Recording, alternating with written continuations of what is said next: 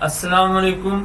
Advance research methodology के lecture 36 में एक दफा फिर से खुशामदीद। इंसान गलती का पुतला है और इंसान से गलतियां सरजद हो जाती हैं ना चाहते हुए भी। हमारे इस कोर्स में हम गलती की बात कर रहे हैं बोथ साइड से, यानी रिसर्चर की तरफ से भी गलती हो सकती है और रिस्पोंडेंट्स की तरफ से भी गलती हो सकती है। जब हम क्वेश्चन ईयर प्रोवाइड करते हैं और जो हमारे सैंपल साइज होते हैं उनको हम प्रोवाइड करते हैं और वो फिल करके हमें देते हैं, तो इसमें से कुछ मिस्टेक्स हो सकती हैं जो कि रिस्पोंडेंट्स की तरफ से हो सकती हैं। तो हम as a scholar, as a researcher उस जो मिस्टेक्स है, एरर्स को किस तरीके से हैंडल करेंगे हमें उसका पता होना चाहिए। कुछ गलतियां हमारे अपने बिहाफ पे भी हो सकती है, जैसे कि हम वेरिएबल्स के अंदर जब वैल्यूज पुट करते हैं वहां पे कोई गलती हो जाए तो फिर हम उस मिस्टेक्स को किस तरीके से ठीक करेंगे इसका भी हमें पता होना चाहिए। तो आज हम इन गलतियों को, मिस्टेक्स को हैंडल करना, टैकल करना सीखेंगे। तो रिसर्च थीसिस के chapter number 4 data analysis and results में आज हम कुछ प्रिलिमिनरी एनालिसिस की बात करेंगे और इसमें डिफरेंट मेथड्स हैं कि हम किस तरीके से उसको यूज करते हैं। तो मूव करते हैं फर्स्ट वन की तरफ, डेटा स्क्रीनिंग। डेटा स्क्रीनिंग असल में है क्या? डेटा स्क्रीनिंग के अंदर हम डेटा को चेक करते हैं, अगर उसमें किसी तरह का एरर है तो या तो हम उसको फिक्स करते हैं या रिमूव करते हैं। मतलब कि हमारा मकसद क्या होता है कि हमारे पास जो डेटा आया है रिस्पोंडेंट्स की तरफ से या ऑब्जर्वेशन जो हमें थी उनकी तरफ से जो डेटा है, हम उसको क्या करें, उसको एग्जामिन करें, उसको रेक्टिफाई करें और इस तरीके से कि उसकी जो वैलिडिटी है या उसकी रिलायबिलिटी है या उसकी एक्यूरेसी है उसको अप्रोप्रिएट किया जा सके और किसी तरह की मिस्टेक्स या एरर्स हैं उसको कम से कम किया जा सके। तो इसमें डेटा स्क्रीनिंग में हमारे पास बहुत सी चीजें आएंगी, जिसमें से हमारे पास फर्स्ट वन में हम देखेंगे कि मिसिंग वैल्यू और डेटा हैंडलिंग मेथड। अगर हमारे पास जो भी हमने सर्वे दिया है और उस सर्वे में हमारे पास क्वेश्चंस दिए हैं फॉर जो, जैसे कि हमने प्रीवियस लेक्चर्स में हमारा जो क्वेश्चन ईयर के रेलिवेंट ही टॉपिक चल रहा है, हमारे जो सर्वे है वो क्वेश्चन ईयर के ऊपर बेस कर रही है।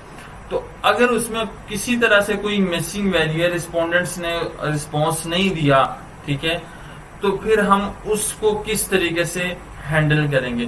तो बेसिकली मिसिंग वैल्यू को हैंडल करने के 3 मेथड्स हैं मेन।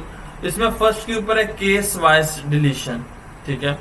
केस वाइज डिलीशन का क्या मतलब है कि अगर आपकी जो मिसिंग वैल्यू है ऑब्जर्वेशन की तरफ से, रिस्पोंडेंट्स की तरफ से, अगर उसकी मिसिंग वैल्यू डेटा की मोर देन 15% है, यानी 15% से ज्यादा है, ठीक है, तो इन दिस केस हमारे पास जो पूरा क्वेश्चन ईयर होता है जिस भी रिस्पोंडेंट से हमने लिया होता है जो ऑब्जर्वेशन से, हम उसको कैंसिल कर देते हैं, हम उसकी जो पुटिंग ही नहीं करते। अगर हार्ड फॉर्म में है तो फिर तो हम इसकी पुटिंग SPSS के अंदर नहीं करते, और अगर हमने ऑलरेडी मतलब कि हमारे पास एक सॉफ्ट फॉर्म में हमने SPSS के अंदर उसकी एंट्री की है और हमें बाद में पता चलता है कि ये मोर देन 15% इसकी मिसिंग वैल्यू है, तो हम उसको कैंसिल कर देते हैं, रिजेक्ट कर लेते हैं। फॉर एग्जाम्पल मेरे पास ये एक रियल केस है, इसमें आप एक देख सकते हैं यहाँ पे कि आप यहाँ पे देख सकते हैं ये एक हमारे पास क्वेश्चन ईयर था जिसमें हमने इसको कैलकुलेट किया कि जो रिस्पोंडेंट्स है उसने तकरीबन 14 आइटम्स के ऊपर टिक ही नहीं लगाया, ठीक है, कोई जवाब नहीं दिया। तो ये जो हमारे पास जिसके ऊपर टिक नहीं लगाया या रिस्पॉन्स नहीं दिया, इसको हम मिसिंग वैल्यू कहते हैं। तो हमारे पास जो टोटल आइटम्स थी वो 44 और इसमें जो मिसिंग वैल्यू थी, मतलब कि मिसिंग आइटम्स जो हुई रिस्पोंडेंट्स की तरफ से रिस्पॉन्स नहीं दिया गया, वो 14 थी। तो ये इसकी परसेंटेज मोर देन 15% है। तो इन दिस वे हम इसको जो है वो कैंसिल कर देंगे, इस क्वेश्चन ईयर को हम अपने डेटा के अंदर पुट नहीं करेंगे, ठीक है। तो ये कॉमन एग्जाम्पल है, प्रैक्टिकल एग्जाम्पल। अगर इस तरह का क्वेश्चन आपके पास आता है या आपको सॉफ्ट फॉर्म में आता है तो आप उसको क्या करते हैं, केस वाइज डिलीशन आप इसका कर देते हैं। नेक्स्ट जो हमारे पास मेथड है, मीन वैल्यू रिप्लेसमेंट मेथड। अब मीन वैल्यू रिप्लेसमेंट मेथड हम तब यूज करते हैं जब हमारे पास जो मिसिंग वैल्यू है वो लेस देन 15% हो। अगर मोर देन 15% हो तो हम उसको कैंसिल कर देते हैं, अगर लेस देन 15% हो तो हम इनमें से दोनों मेथड में से कोई भी इस्तेमाल कर सकते हैं। अब यहाँ पे हमारे पास फर्स्ट के ऊपर है मीन वैल्यू रिप्लेसमेंट मेथड। तो मीन वैल्यू रिप्लेसमेंट मेथड में हमारे पास जो मिसिंग वैल्यू होती है वो दूसरे रिस्पोंडेंट्स का मीन लेके उसको हम इन मिसिंग वैल्यू में असाइन कर देते हैं, ठीक है। और एक्सपेक्टेशनल मेथड, एक्सपेक्टेशनल मैक्सिमाइजेशन लाइक्लीहुड मेथड भी हम मिसिंग वैल्यू के लिए इस्तेमाल करते हैं। तो हम इसको बाकायदा तौर पे एसपीएसएस में प्रैक्टिकल तौर पे करते हैं ताकि हम इन मेथड को किस तरीके से इस्तेमाल करते हैं। बहुत ही इजी है और बहुत ही आसान है। और जब आप रियल लाइफ में आप एज अ रिसर्चर के तौर पे जब आप इसको क्वेश्चन को कलेक्ट करते हो और इसको आप फिर रिपोर्टिंग करते हो एसपीएसएस के अंदर, तो आपको ये चीजें फेस करनी पड़ती हैं। तो आप इसको बड़े इजी वे से और खुद इसको हैंडल कर सकते हैं। अब यहाँ पे हमारे पास फर्स्ट के ऊपर मैं आपको बताता चलूं कि हमने करना क्या है। जैसे ही आपने एसपीएसएस के अंदर डाटा की एंट्री कर दी, टोटल जितनी भी ऑब्जर्वेशन से आपने डाटा कलेक्ट किया उसको इंटर कर दिया। अब फर्स्ट फेज के अंदर आपका जो पहला स्टेप है वो क्या है, वो आपका फ्रीक्वेंसीज को चेक करना कि किसी तरह की कोई फ्रीक्वेंसीज जो है वो मिसिंग तो नहीं है, ठीक है। मिसिंग वैल्यू का हमें तब पता चलेगा जब हमें फ्रीक्वेंसी का पता हो कि इस फ्रीक्वेंसीज के अंदर जो है हमारे पास जो मिसिंग वैल्यू है। तो हम करेंगे क्या, हम एनालाइज के ऊपर जाएंगे और यहाँ पे आप देख सकते हैं डिस्क्रिप्टिव स्टैटिस्टिक, ठीक है। और यहाँ पे आप फ्रीक्वेंसीज, ठीक है, यहाँ पे आप फ्रीक्वेंसीज को इंटर कर देंगे तो ये आपके पास फ्रीक्वेंसीज आ जाएंगी। अब नॉर्मली तौर पे अगर हम यहाँ पे देखें तो ये तमाम अगर हम फ्रीक्वेंसीज को लेना चाहते हैं, ठीक है, तो आप इसमें पुटिंग कर सकते हैं, ठीक है। तो यहाँ पे आपने इसको सेलेक्ट करके इंटर कर दिया और यहाँ पे ओके, ठीक है, सिंपल। तो ये आपको पास आउटपुट विंडो आ जाएगी। अब आउटपुट विंडो के अंदर हम करते क्या है, हमारा जो मेन मकसद होता है ताकि हमें एक समरी प्रोवाइड की जाती है कि हम किस तरीके से जो है अगर कोई मिसिंग वैल्यू है तो वो हमें उसका पता चल जाए। अब यहाँ पे जो दो टेबल्स हैं वो बहुत ही इंपॉर्टेंट है। एक आपके पास स्टैटिस्टिक्स का टेबल है जो कि समरी है और दूसरा फ्रीक्वेंसीज के टेबल्स हैं, ठीक है। तो हम यहाँ पे स्टैटिस्टिक्स के टेबल से हमें पता चल जाएगा कि हमारे पास मिसिंग वैल्यू है या नहीं, ठीक है। तो यहाँ पे आप देख सकते हैं ये वेरिएबल्स नेम्स हैं और ये जेंडर, एज, एजुकेशन, ये तमाम चीजें दी हुई हैं। और यहाँ पे आपके पास नंबर दिए हुए हैं, ठीक है।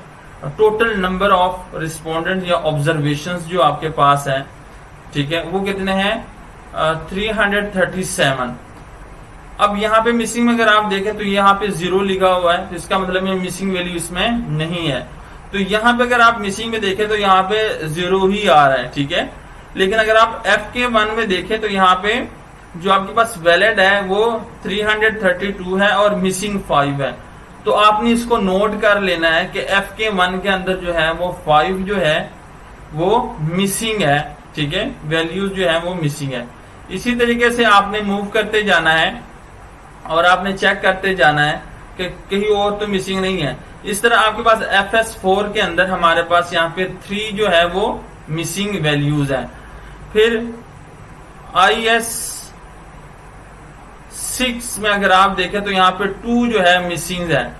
इस तरह IS9 में 1 मिसिंग है। और अगर आप बाकियों में हम देखें तो यहाँ पे मिसिंग वैल्यू नहीं है।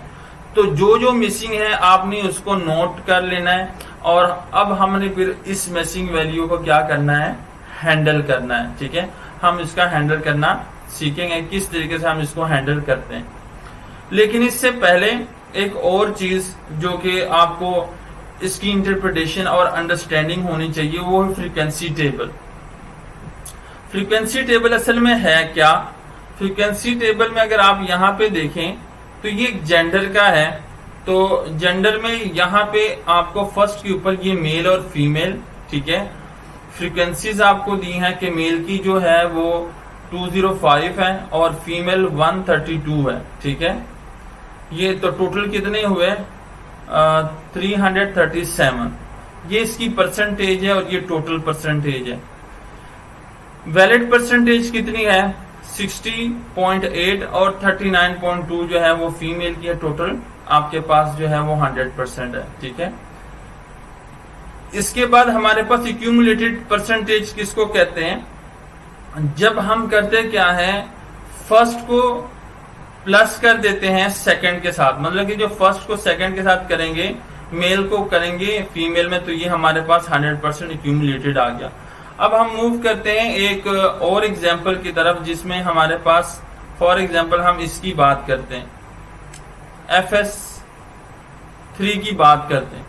अब FS3 में अगर आप यहां पे देखें तो एक तरीका ये भी है इसको अंडरस्टैंड करने का। अगर आपने कहीं पे कोई वैल्यू जो है वो गलती से लिख दी है, ठीक है, और आपको पता नहीं चल रहा कि आया ये मैंने ठीक इसको जो वैल्यूज दी हैं, ठीक है, तो आप यहां से चेक कर सकते हैं। कैसे? फॉर एग्जाम्पल अगर आपने यहाँ पे 5 लिकट स्केल हमने यूज किया है, आपने कोई और वैल्यू दे दी, तो यहाँ पे आपको वो शो होगा जिस भी टेबल में मिस्टेक होगी। तो आपने तमाम टेबल्स को एक दफा अच्छे से देखना है कि आपको इस वाली साइड पे यानी 5 लिकट स्केल या जो भी आपने स्केल यूज किया, इसके अलावा कोई और तो नहीं आ रहा ऑप्शन, ठीक है। अगर वो आ रहा है तो आपने उसको फिर जाके मेन के अंदर SPSS के फाइल के अंदर वहां पे आपने उसको क्लियर कर देना है, रिमूव कर देना है उसको, ठीक है, और मिस्टेक को रेक्टिफाई कर देना है। अब आप यहाँ पे देख सकते हैं, यहाँ पे 5 लिकट स्केल है और यहाँ पे टोटल है 100 है। यहां से भी आप देख सकते हैं कि अगर आपकी कोई मिसिंग वैल्यू है, जैसे कि हमारे पास FS4, ठीक है, यानी सेकंड जो हमारे पास था, उसमें हमारे पास ये 5 जो है ये लिकट स्केल यूज हुए हैं। टोटल हमारे पास ये ऑब्जर्वेशन है, यहाँ पे सिस्टम बता रहा है कि मिसिंग जो है वो कितनी है आपके पास 3। तो जहां जहां पे किसी में आपकी मिसिंग वैल्यू होगी तो आप फ्रीक्वेंसी के टेबल में भी देख सकते हैं कि आप किस तरीके से उसको हैंडल करते हैं, ठीक है। अब हम मूव करते हैं, ठीक है, इसको हमें पता चल गया, हमने नोट कर लिया इसको। अब अगर आप इसको आउटपुट को सेव करना चाहते हो ओके, हम नहीं करना चाहते नो। अब हम मूव करते हैं, मिसिंग वैल्यू को हैंडल करते हैं मीन वैल्यू वाइज। तो आप ट्रांसफॉर्म में चले जाएंगे यहाँ पे, और आप देख सकते हैं यहाँ पे जब आप नीचे जाएंगे तो यहाँ पे नीचे दिया हुआ है प्लेस मिसिंग वैल्यू, आप इसको इंटर करेंगे, ठीक है, तो ये आपके पास एक टेबल आ जाएगा, ठीक है। अब ये टेबल जो हमारे पास है, इसका जो मकसद है वो हमारा क्या है कि हम इसमें से जो वैल्यूज हैं जिसमें मिसिंग वैल्यू थी, वेरिएबल आइटम्स जो थे हमारे पास, हम उसको लिखेंगे। यहाँ पे FK1 है हमारे पास, ठीक है, इसके बाद हमारे पास था FS4, ठीक है, और इसके बाद हमारे पास IS6 और IS9, ठीक है, ये आपके पास आ गया। यहाँ पे मेथड में ऑप्शन है, जब हमने मीन वैल्यू निकालनी है तो हम सीरियस मीन को ही यहाँ पे ओके करेंगे, बाकियों को हम नहीं करेंगे, ठीक है। तो इसी को ही रहने देना है और ये आपने ओके कर देना है। जैसे ही आप ओके कर देंगे तो आप फाइल की आउटपुट है, तो हम इसके अंदर चलते हैं। तो यहाँ पे आप देख सकते हैं, यहाँ पे आप देखिए शो हो रहा है, ये जो आपके पास कॉलम्स है FK1_1, FS4_1, IS6_1, IS9_1। तो ये 4 कॉलम्स जो हैं ये जनरेट हो गए हैं। इसका मकसद क्या है, मतलब क्या है इसका कि हमारे पास जो मिसिंग वैल्यू थी FK1, FS4 वो रिप्लेस हो गई है। अब इसमें वो मिसिंग वैल्यू को ऐड कर दिया गया है मीन वैल्यू वाइज। तो अब हम जब स्टडी में यूज करेंगे जो टेबल हम यूज करेंगे अपने रिसर्च के अंदर, तो रिजल्ट्स वगैरह जिससे हम कैलकुलेट करें, तो हम इसी को यूज करेंगे। हम किसी और जो प्रीवियस हमारे पास जो था मिसिंग वैल्यू थी, हम उसको यूज नहीं करेंगे। ठीक है, अब हम एक्सपेक्टेशन मैक्सिमाइजेशन लाइक्हुड मेथड के थ्रू मिसिंग वैल्यू को कैलकुलेट करेंगे। तो एनालाइज के ऊपर आपने जाना है और यहाँ पे आप देख सकते हैं मिसिंग वैल्यू। ठीक है, तो मिसिंग वैल्यू की एनालिसिस के ऊपर आपने इंटर करना है। जैसे ही आप इंटर करेंगे तो आपके पास ये टेबल आ जाएगा। अब इस टेबल के अंदर जो हमारे पास मिसिंग वैल्यू जिन आइटम्स में थी, उसमें FK1 के अंदर थी, इसके बाद हमारे पास FS4 के अंदर हमारे पास मिसिंग वैल्यू थी, और IS6 के अंदर और IS9 के अंदर। ठीक है, इनके अंदर हमारे पास थी। अब यहाँ पे एस्टिमेशन में आप देख सकते हैं, यहाँ पे डिफरेंट आपको दिया हुआ है, लिस्ट वाइज है, पेयर वाइज है, रिग्रेशन है, EM है। तो हमने EM को ही टिक करना है, क्योंकि EM का मतलब क्या है, एक्सपेक्टेशन मैक्सिमाइजेशन लाइक्हुड मेथड। टिक करने के बाद आपने यहाँ पे आना है EM के ऊपर, इसको नॉर्मल ही रहने देना है, सेव कंप्लीट डेटा। इसके मेथड के थ्रू जो आपके पास डेटा होगा वो आपके इसी फाइल के अंदर सेव नहीं होगा, उसके लिए आपको एक और फाइल जो है वो ओपन होती है। ठीक है, सेपरेट से ओपन होती है। तो हम इसका एक नाम रख देते हैं, कंप्लीट अंडरस्कोर डेटा सेट। ठीक है, और इसको आपने कंटिन्यू कर देना है और इसके बाद हम इसको ओके कर देंगे। ठीक है, जैसे ही आप ओके कर देंगे आपके पास एक फाइल आ जाएगी अलहदा से। अब यहाँ पे आप देख सकते हैं इस फाइल का नेम कंप्लीट डेटा सेट जो कि हमने रखा था। अब इसमें आपके पास ये जो वेरिएबल थे जिसमें मिसिंग वैल्यू थी, अब इसमें इस मेथड के थ्रू वो असाइन हो गई वैल्यूज। तो आपने करना क्या है, सिंपली यहाँ से आपने इसको कॉपी करना है। ठीक है, यहाँ से आपने कॉपी किया और आपने जो मेन फाइल है आपकी SPSS की, उसके अंदर यहाँ पे आप इसको पेस्ट कर दें। ठीक है, तो ये पेस्ट हो गया। अब यहाँ पे जो वेरिएबल नेम है वो आपने खुद लिखने हैं। तो यहाँ पे हम चलते हैं वेरिएबल के अंदर, और वेरिएबल में यहाँ नीचे के ऊपर हम इसका जो नेम है वो रख लेते हैं, जैसे कि FK1, और इसके साथ हम A जो है वो ऐड कर देते हैं। इस तरह FS4A।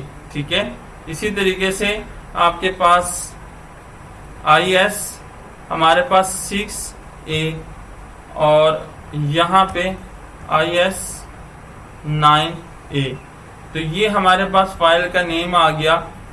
और इसी तरीके से आप यहाँ पे भी देख सकते हैं, ये हमारे पास 4 कॉलम्स में जो डेटा है, ये वो डेटा है जो कि हमने EM मेथड के थ्रू मतलब कि हमने कैलकुलेट की है इसकी मिसिंग वैल्यू।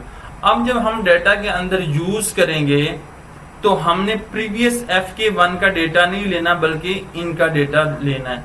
तो आप इसमें से या ये वाला मेथड EM मेथड भी यूज कर सकते हैं, या एवरेज मीन वैल्यू मेथड भी आप यूज कर सकते हैं as per your research model. ठीक है, हम नेक्स्ट जो लेक्चर्स के अंदर है उसमें हम जो सीखेंगे उसमें नॉन रिस्पॉन्स, बायसनेस, मोनोटोनो रिस्पॉन्स अगर आपके पास आ जाए, या जिगजैग रिस्पॉन्स आ जाए, तो हम इस सूरत में किस तरीके से उस डेटा को हैंडल करते हैं, तो हम इंशाल्लाह नेक्स्ट वीडियो में सीखेंगे।